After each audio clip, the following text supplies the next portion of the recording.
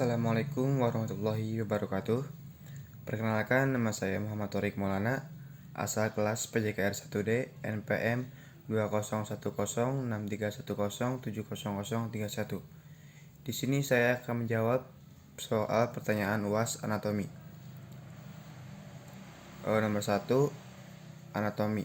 Anatomi adalah ilmu yang mempelajari tentang struktur tubuh manusia yang berasal dari Yunani.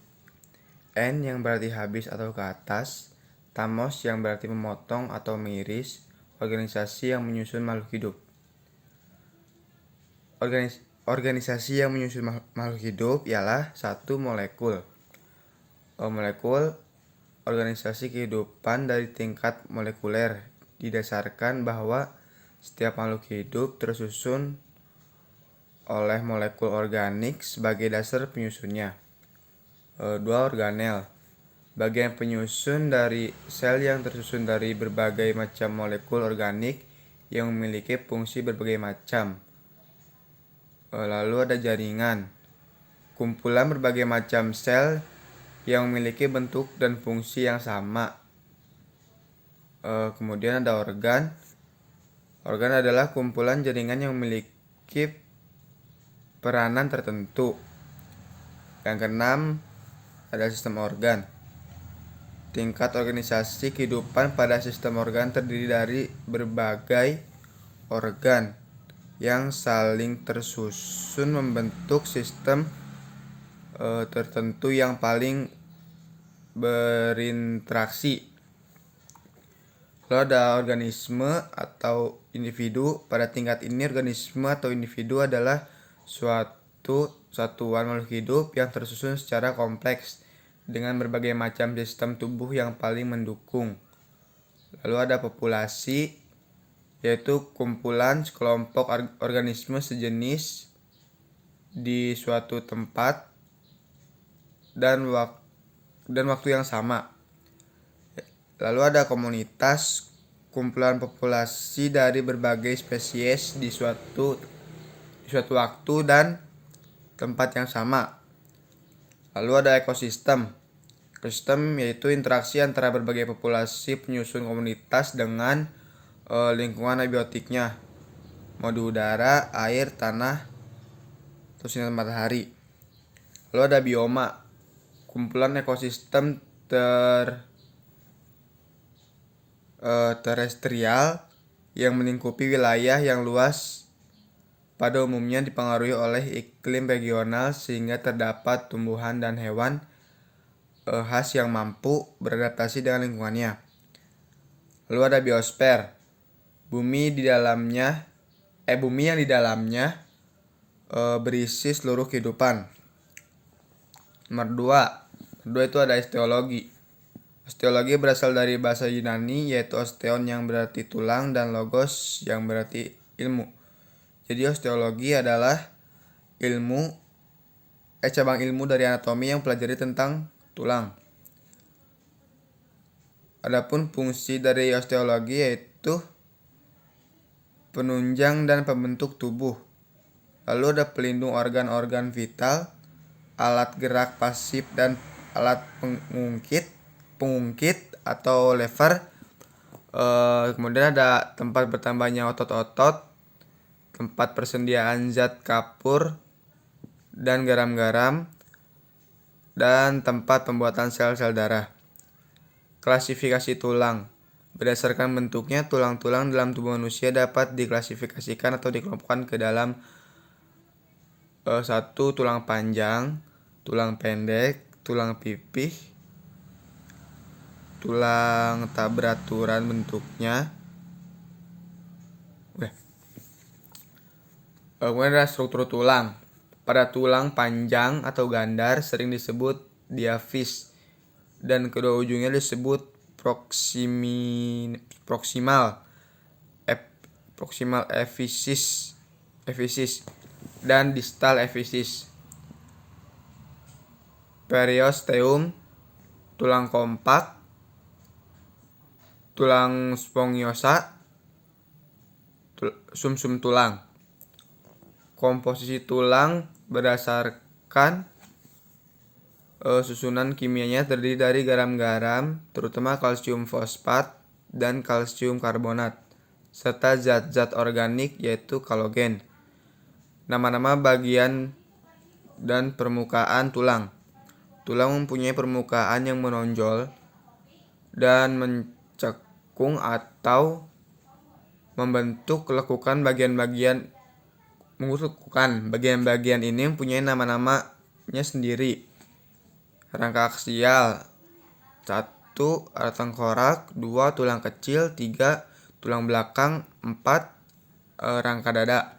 Rangka anggota badan, yang satu ada gelang bahu, kedua ada gelang pinggul, dan ketiga ada tungkai.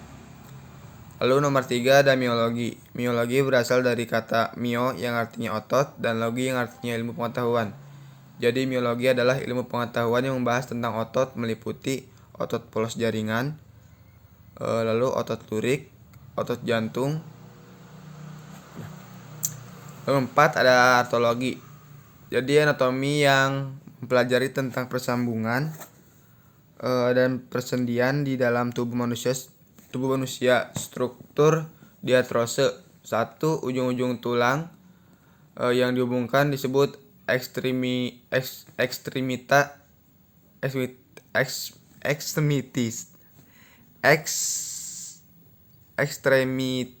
artikular dan berfungsi sebagai penahan getaran, pelican, dan pelancar getaran. Lalu setiap sendi dibungkus oleh selaput pembungkus sendi yang disebut selaput sendi atau simpul sendi. Ketiga, ada di antara kedua atau lebih ujung yang dihubungkan terdapat suatu ruangan atau rongga yang dinamakan rongga sendi. Lalu keempat, ada agar persendian tidak mudah lepas, sendi diperkuat oleh tali pengikat atau ligamenta. Yang kelima, ada pada persendian lender atau bursa mukosa yang berada pada cavum artikular. Pembagian diartrose. Jumlah tulang yang dihubungkan dapat dibagi menjadi 2, yaitu articulatio complex dan articulatio composites. Berdasarkan gerakan-gerakan yang dapat dilakukan pada diartrose yaitu sendi geser, sendi putar, sendi peluru, sendi pelana, sendi engsel. Faktor-faktor yang memperkuat persendian ligamenta dan kapsula artikular. Otot-otot yang melalui persendian, bentuk bagian tulang yang dihubungkan, kohesi adanya cairan atau lendir, dan tekanan atmosferis. Yang kelima ada respirasi. Pertukaran gas yaitu oksigen atau O2 yang dibutuhkan untuk metabolisme sel dan karbon dioksida CO2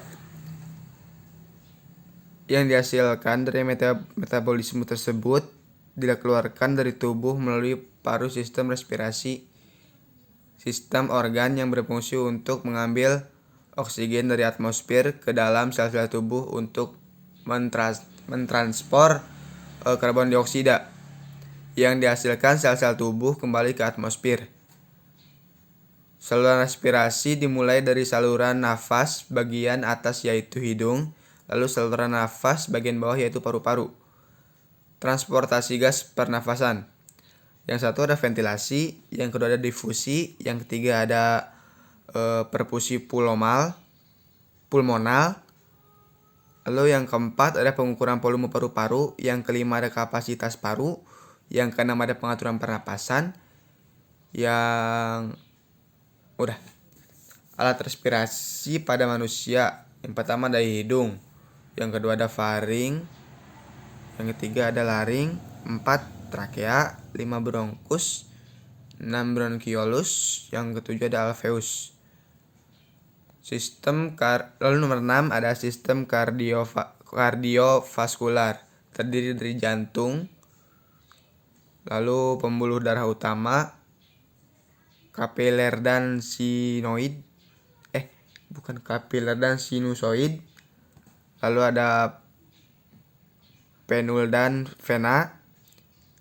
yang berfungsi memberikan dan mengalirkan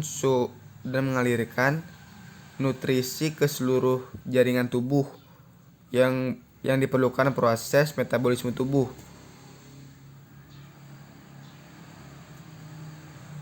Mungkin segitu saja jawaban dari saya. Mohon maaf apabila ada kesalahan.